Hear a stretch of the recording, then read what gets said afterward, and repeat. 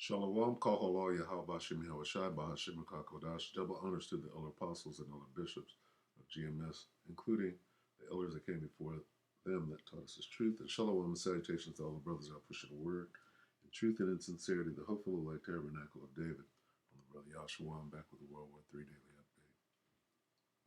Shalom and salutations. Okay, we're going to go back into propaganda.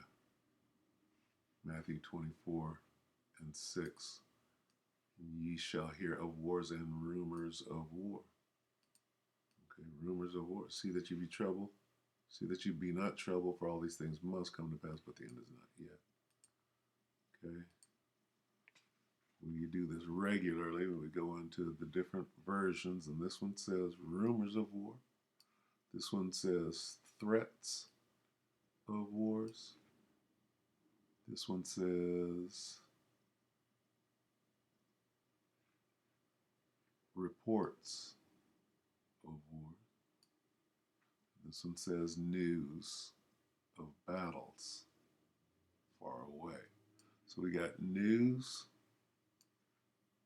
we got reports,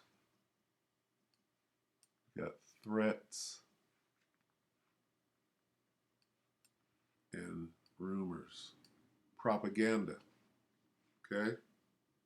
Now we're going to listen to Gonzalo Lira, and he's going to give the propaganda report for the day. This is Gonzalo Lira again, channel 3 hours ago, laying the groundwork for the loss of Ukraine. And that guy lives in the Ukraine. All right? I think he's a Peruvian, but he lives there, married to a Ukrainian woman. So I think he might know about what's going on the ground and have a perspective. So let's hear it. This is a report. This is a rumor, if you will. Let's hear his perspective. How's it going? So, the mainstream media has been cheerleading the Ukraine conflict for, all these past almost 12 months, right? But recently, there's been some very interesting things going on. Oh, yeah. Recently, there have been a series of articles in the New York Times, the BBC, the Daily Telegram in the United Kingdom, that all point to the fact that the Russians are winning.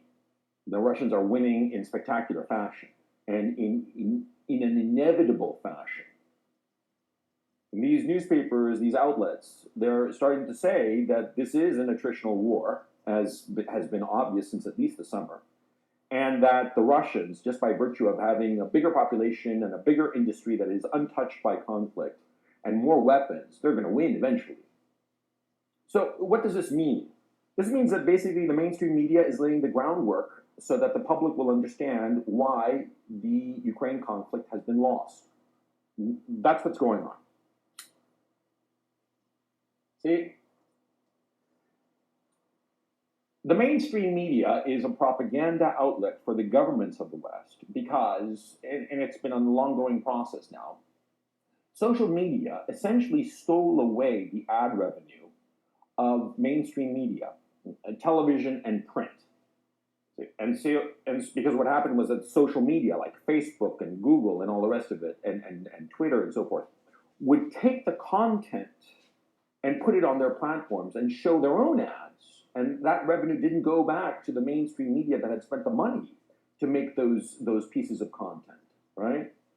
And so what has happened is that all the mainstream media has been slowly going broke, and so they've gotten handouts from the governments. The governments in the West subsidize all these mainstream media outlets to a greater or lesser extent. In Canada, it's almost like 100% for a lot of the bigger outlets, right? In CNN, for instance, they get a big contract from the U.S. State Department and from the Department of Defense. See, these companies are not independent news outlets that can say the truth. I mean, you only say what the guy paying you tells you to say. If I'm, giving you 30, 50% of your income, you're going to say what I want you to say, of course, because your income depends on this. Your financial survival depends on this. So mainstream media, that is why the mainstream media lies and says things that the government wants you to hear.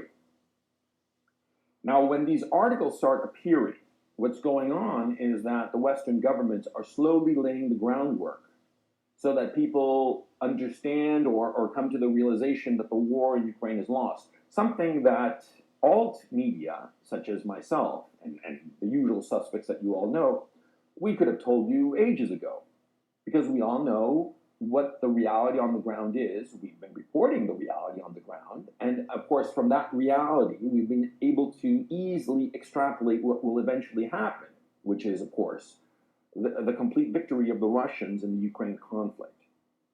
And we've known about this since practically the beginning of this conflict. Now, the mainstream media is laying the groundwork, and you who are watching this, you should realize that you can't trust the mainstream media at all. I mean, if some disaster happens somewhere, there's an earthquake like the one in Turkey and Syria, yeah, sure, you can count on them to tell you more or less the truth of some event like that. But when it comes to anything political, when it comes to anything that the government is pursuing, you can't trust the mainstream media because they're lying. Because the mainstream media is telling you what the government wants you to hear. And we've seen that insofar as COVID, insofar as the medication, insofar as the conflict in Ukraine, and soon enough, insofar as the conflict with China, which is coming up. The conflict in China is going to happen in 2025. The Americans have basically announced that it's going to happen in 2025. So you have to understand what is the use of the media. The mainstream media, its use is to understand what's going on inside your government. Your government in the so-called Western democracies. Western democracies, they are supposed to be the will of the people, right? It's not the will of the people. It's the will of a bunch of entrenched bureaucrats who have ideological and long-standing ethno-religious reasons to pursue certain policies that are to the detriment of you, the people. You, the people, no longer have a government that represents you. It represents these entrenched interests, these moneyed interests, these geopolitical and ideological interests. And so it's very useful to read the tea leaves of the mainstream media. That's why I'm doing this video. And that's why you should always understand that whenever it comes to anything truly important, not some, plane crashing or not some, fire in some warehouse or something like that, although, insofar as the food supply is concerned, you should be paying attention to that, but that's another story. And insofar as those, very specific issues that happen, these accidents that happen around the world, sure, follow the mainstream media. But when it comes to anything political, don't trust them because they are telling you what this entrenched bureaucracy wants you to know, but not the truth. Very important. Very, very, very important. Okay. He's bringing it. And the mainstream media would never do that. They're going to tell you what they want you to believe. And it has nothing to do with the truth. Okay, I just wanted to do this video, just to emphasize the fact that finally they're laying the groundwork for the inevitable Ukraine loss. When this loss is going to happen, nobody knows.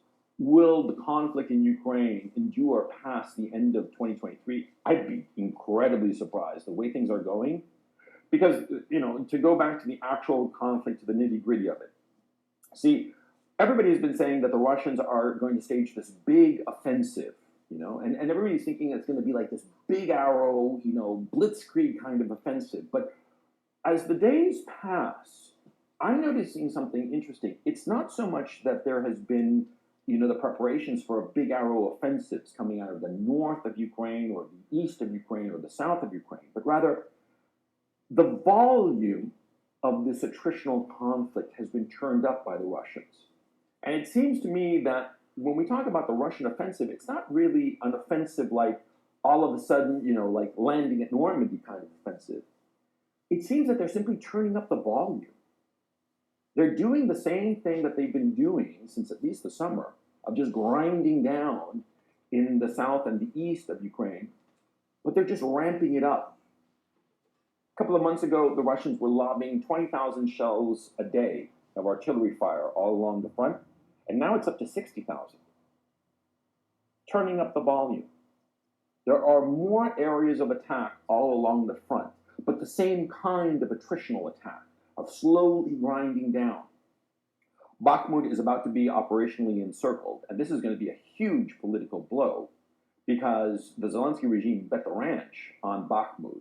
And current estimates say that there are about 10,000 Zelensky regime forces in Bakhmut who will be operationally encircled. That means that there's no possibility for them to escape. And they will either have to fight to the death or surrender en masse. And we'll see how that goes. I personally, for obvious reasons that I want to minimize the loss of life, I hope that they do surrender. Not because I'm questioning their bravery, but just because of the military reality. If you are completely encircled by a superior foe, what else is there to do? To die in vain? I hope that they realize that they should do the sensible thing and save their lives, because it's pointless to continue. Either way, they're no longer going to be a part of the Kiev regime forces. Either they will be destroyed or they will be taken as POWs. At least as POWs, they have some hope of later returning to a normal life. A dead man has no life. But anyway, the Bakhmut is about to fall. It's about to be operationally encircled, and either the soldiers there will be destroyed or hopefully taken prisoner and hopefully live to see a better day. But they are no longer part of the Ukraine armed forces. It's a simple matter. And this is a huge blow to the Kiev regime. And we'll have to see the developments in Kiev, following the fall of Bakhmut. That's going to be extremely interesting. And I think that there is going to be a lot of political chaos in Kiev when that happens. Because, like I said, they bet the ranch on it. And it was a bad bet. And they don't have any more chips to bet. See? But anyway, I just wanted to do this video. It's a little bit rambling. Sorry about that. But I just wanted to get it off my chest. And, understand what's going on. Okay, so understand what's going on. What did he not do? He didn't mention the Most High Yahweh B'Shem Yahushua. Mustereth the host of the battle. Who's doing this? Whose war is this anyway? And we'll go ahead and end on this. Isaiah 13:4. The noise. Let's get one. Let's go one up. Let's go to 13 and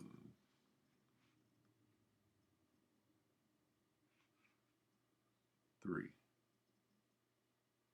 Okay. Isaiah 13:3. Who's that? A judgment against America. I is the Most High Yahweh B'Hashem Yahushua. How you say God in the name of who you would call Jesus Christ. Have commanded my sanctified ones. I have also called my mighty ones for mine anger. Who are his sanctified ones? Purified. Those are the men of the Lord, the prophets. Okay, the hopeful elect at this time, at this point. I have also called my mighty ones for my anger. Who are his mighty ones? Those are the angels, even them that rejoice in my highness, the angels. The noise of a multitude in the mountains, like as of a great people, a tumultuous noise of the kingdoms of nations gathered together, right? The Lord, Yahweh B'Shem Yahushua, of host armies, mustereth, brings together, or gathers together, the host armies of World War III, of the battle. God is doing this. Okay? And it doesn't start and end with Eastern Europe. Okay? Really, it ends in the Valley of Yehoshaphat, which is the Middle East. And that's not even the end. The end happens when the angels he just mentioned, okay? He mentioned the angels are going to be in the battle. Okay?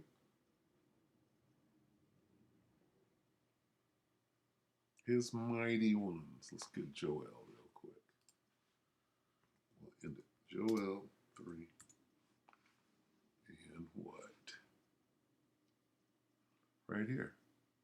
Joel 3 and 11. Assemble yourselves and come, all ye heathen. This is all. Gather your, there's that gather. Gathered together. Gather yourselves. All, this is all the armies of the world. Gather yourselves together round about. Thither cause thy mighty ones to come down. That's when the angels get into the fray. Okay? This is World War III. Okay? Jumping on, and then the angels come down, and then they stop fighting each other and start fighting against the angels and the one that you ignorantly call Jesus. Let's see. See if we can get all you armies out of that. Let's see. On every side, assemble there, all you nations, surrounding nations. Can we get armies? Nations surrounding nations. Warriors, let's see. Nations. All ye nations. Okay, gather. All you Gentiles.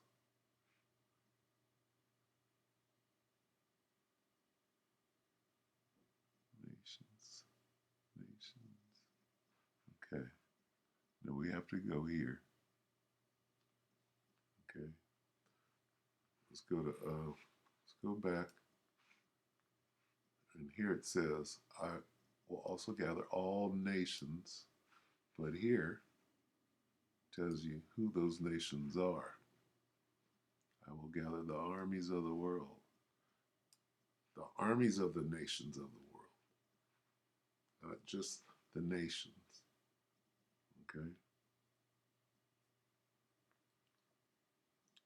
But their strengths. Okay? Because regular people aren't going to be out on the battlefield in World War III trying to fight. Their armies are going to be out there. All right?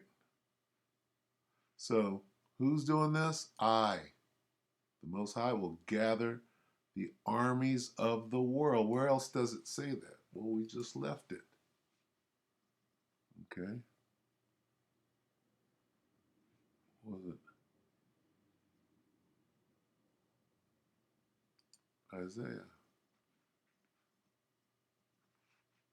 Listen, a noise on the mountains like that of a great multitude. Listen, an uproar among the kingdoms like nations massing together. The Lord Almighty is mustering an army for war. Okay?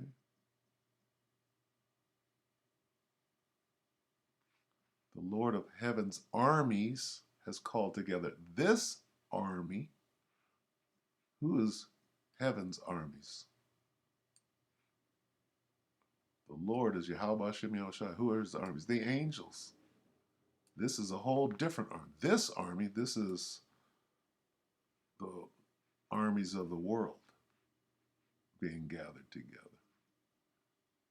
Okay, that word hosts means armies. Hosts. Wait, we're here. The Lord of hosts. Where is it? The Lord of hosts mustereth the host of the battle. Okay? The Lord of armies is mustering the army. The Lord of armies is mobilizing. Who's mobilizing right now? China's mobilizing. Russia is mobilizing. No, the Most High is mobilizing. Okay, who's mobilizing? Is Russia mobilizing? No, Yahweh of hosts, of armies, of the heavenly armies, is mobilizing an army. Okay?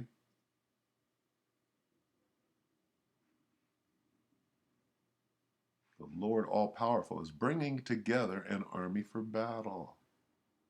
See that? Anyway, we'll end it right there. Net Bible. There is a loud noise on the mountains. It sounds like a large army. There is great commotion among the kingdoms. Nations are being assembled. The Lord who commands armies is mustering forces for the battle.